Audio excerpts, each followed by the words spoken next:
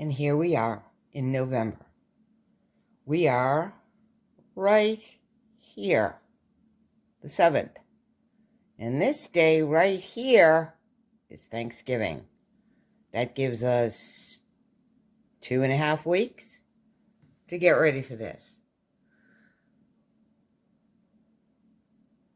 I usually do a lot of cooking, and I mean a lot. I had 15 people in my house last year. Had a great time. I love having my family and my friends around me and just laughing and talking and especially eating. I come from a very large, extended Italian family. And one of the things that was always a staple on my table, my mother's table, was some sort of a stuffed pasta dish. A ravioli, a manicotti, a lasagna, something like that. I love stuffed pasta. It's my favorite food. I make a lot of pasta. Sometimes I use the box. Sometimes I make my own. Making ravioli for this many people, and I always homemade ravioli from scratch, is a daunting prospect, and I don't have enough space to put that much ravioli out to dry a little bit before I can cook it. So what I usually do is I make stuffed shells. Now, this is a request that I've gotten from a couple of the other people who's like, oh, Michelle, do the shells, do the shells. All right, fine. But I make the shells because I can make a lot, and I can make them fairly quickly, and get them in the oven, and they're ready to go when everybody's here and ready to sit down and start eating. This is a long and daunting process. It's not difficult. It's just extremely time-consuming, and it takes multiple steps. Because the first thing you have to start with is forgive me, Nani, spaghetti sauce, known in my family and everybody else that I know of as gravy. So if you hear me refer to gravy from now on, I'm talking about the red stuff you make with Santa Marzano tomatoes. In the gravy, there is always meat. Meatballs, sausages, beef if I have it, pork if I have it. Anything is really, really good in there. It goes through a slow braise. But usually when I make it, I just make it with the meatballs and the sausages. So already so far, we have to make gravy, we have to make meatballs, we have to cook sausages. We have to cook the shells, we have to mix the ricotta, and then we have to put it all together and get it in the oven. So I'm going to break this up into multiple videos. You're going to have to follow one right after the other if you're so inclined. It's not difficult. You can skip right over the gravy one if you have your own recipe, and most people do. And just go right to how I mix the ricotta, cook and stuff the shells, and get them in the oven. You don't have to follow, you don't have to watch the meatball recipe if you've got your own recipe, or you don't like them, or you don't want to make them, or you just want to know how to manipulate pasta with stuffing in it. The problem is, how early do I start? I really wanted to get this out before, but in making the amount that I have to make, I need somewhere to store it, and I don't have that storage space.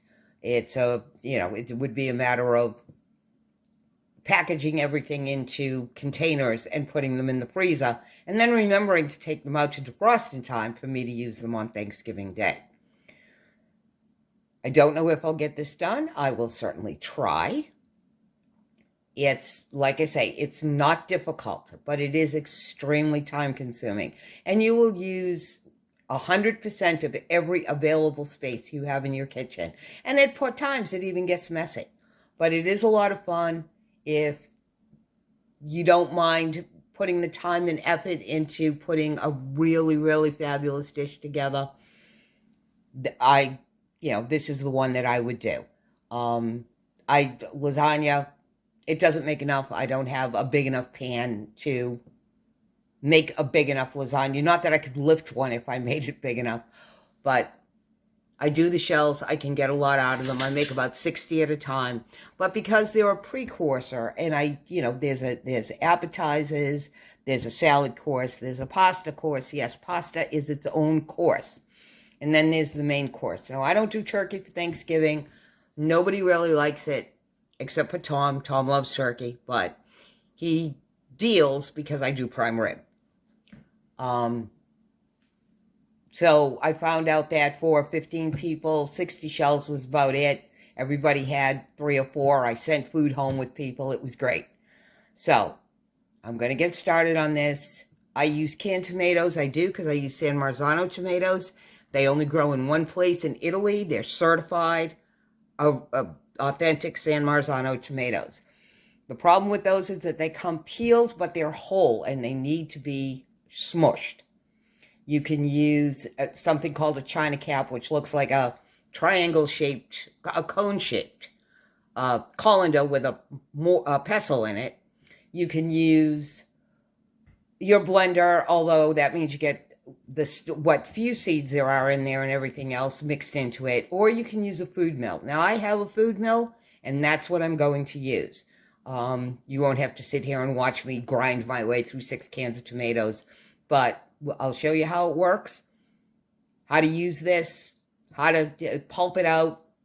You want to make sure you get all the flavor. The fewer seeds, the better. San Marzanos are the best. They have fewer seeds, and they're sweeter. So you don't get that heavy acidic flavor that you can sometimes get when you cook tomatoes down for a long, long time.